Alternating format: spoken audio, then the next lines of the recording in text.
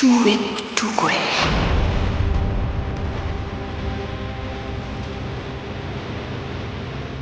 রোজ তোমাকে আমি শেষ করে দেবো।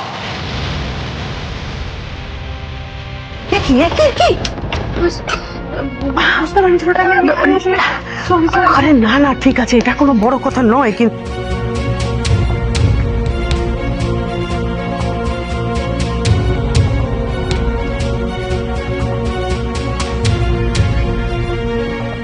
আরোহী, তোমাকে আজ এত অন্যমনস্ক লাগছে কেন? এমন মনে হচ্ছে যে তুমি কিছু ভেবেই যাচ্ছ। কিছু হয়েছে নাকি? আসলে ছোটটা আমি কাল রাতে আসলে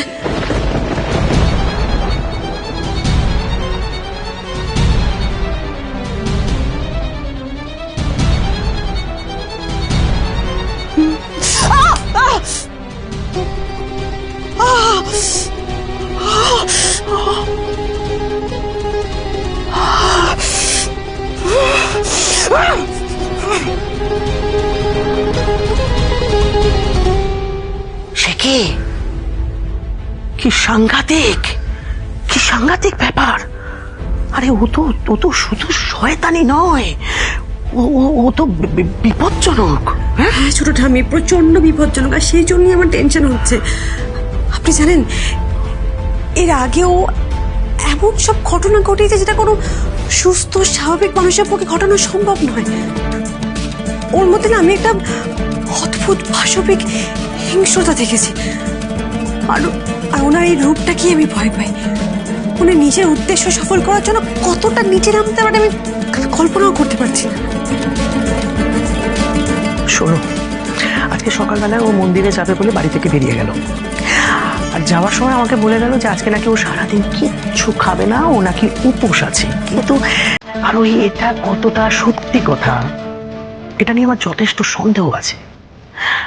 মন্দিরে যাওয়ার বাহানায় আদতে কোথায় গেছে বা কোথায় যেতে পারে সেটা কি তুমি কিছু জানো আরোহী? না ছোটটা আমি ভেবেছিলাম ওনার পিছু করবো, ঠিক আছে, কিন্তু সকালে আরুকে ওষুধ খাইয়ে নিয়েছিলাম, তা দেখি উনি নেই। উনি তখন অনেকটা বেরিয়ে গেছেন। গেট অব্দি গেছিলাম কিন্তু ততক্ষণে উনি বেরিয়ে গেছেন, দেখতে পাইনি আর।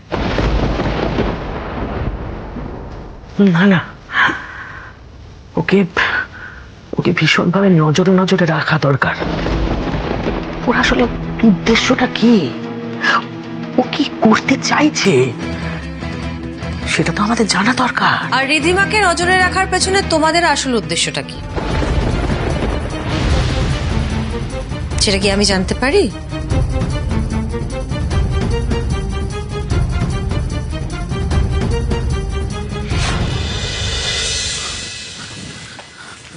কিরে তিতলি, এত সেজে গুজে কোথায় যাচ্ছিস? সেজে গুজে কোথায় মা?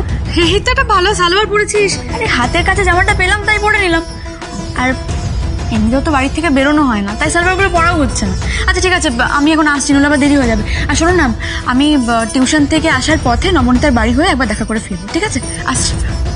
বলছি আমার কেন বারবার মনে হচ্ছে তিতলি আমার থেকে কিছু লুকিয়ে যাচ্ছে।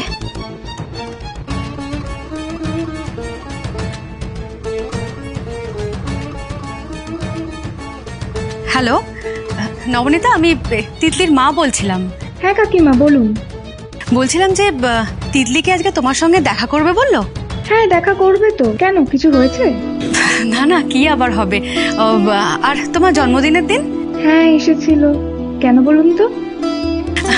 না আসলে আজকাল অনেক দেরি করে ফিরছে তো, দিনকাল তো খারাপ, বুঝতেই পারছো।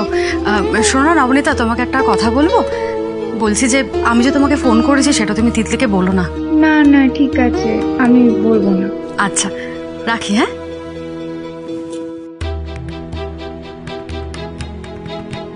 তিতলির কথার সাথে নবনীতার কথার তো কোনো ফারাক নেই, তাহলে কি সবটাই আমার মনের ভুল? কি হলো? তার ভূত দেখার মতন চমকে উঠলে কেন দুজনে? চুপ করে গেলে কেন? মানে রিদ্ধিমার ওপর নজর রাখার প্রশ্ন আসছে কেন? তোমরা ঠিক কি কারণে রিধিমাকে সন্দেহ করছো সেটা আমি জানতে পারি কি? কি যে বলিস না তুই মাঝে মাঝে শিবানী। আচ্ছা আমি রিধিমাকে সন্দেহ করতে যাব কেন বলতো?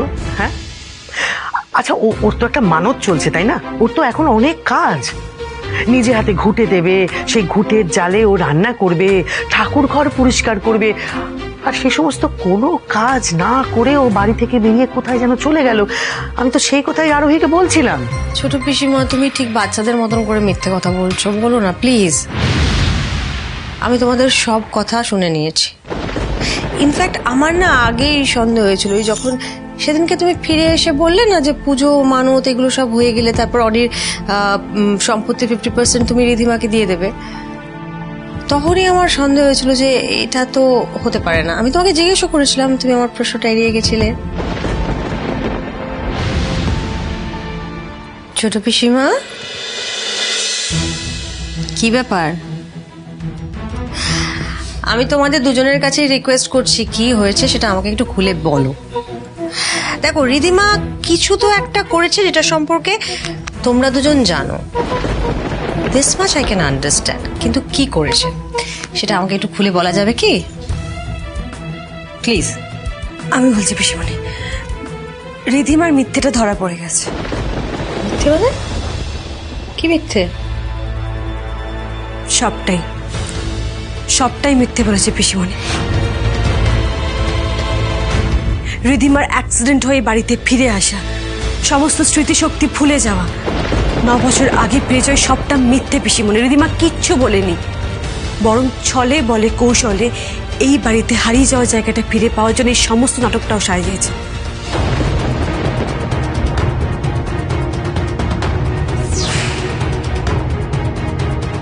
কি কি বলছোটা কি আরোহী? আমি ঠিকই বলছি পিসিমণি। যেদিন মিস্টার রয় চৌধুরী আমার বিয়ে হওয়ার কথা, সেদিন ও নাটক করে এই বাড়িতে ফিরে আসে। তারপরে এই স্মৃতিশক্তি ভুলে যাওয়ার ড্রামা করে সবার সিম্পাথি আদায় করার চেষ্টা করে। শুধু তাই নয় পিসিমণি, লাস্ট কিছুদিন ধরে বাড়িতে যা যা হয়েছে সমস্তটা রিধিমার সৃষ্টি।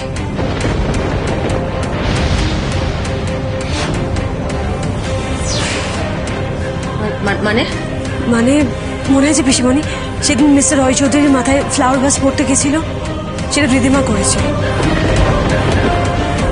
আর শুধু তাই নয়, আরু আর আমার অ্যাক্সিডেন্টটাও রিধিমা করিয়েছে।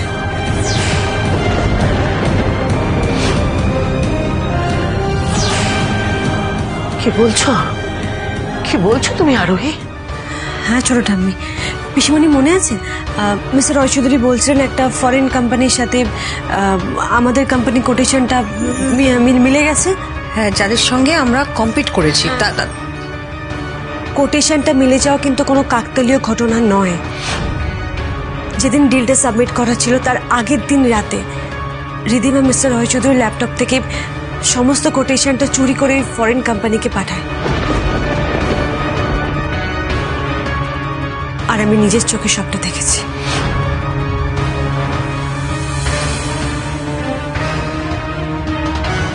কি বলছো?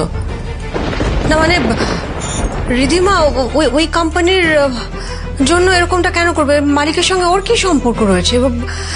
এত ডেসপারেটলি ও অনেক ক্ষতি কেন করতে চাইবে তার জন্য? আর সব থেকে বড় কথা হচ্ছে যে তুমি চুপ করে আছো কেন? আমাদের তো এই কথাটা বাড়ির সবাইকে বলা উচিত।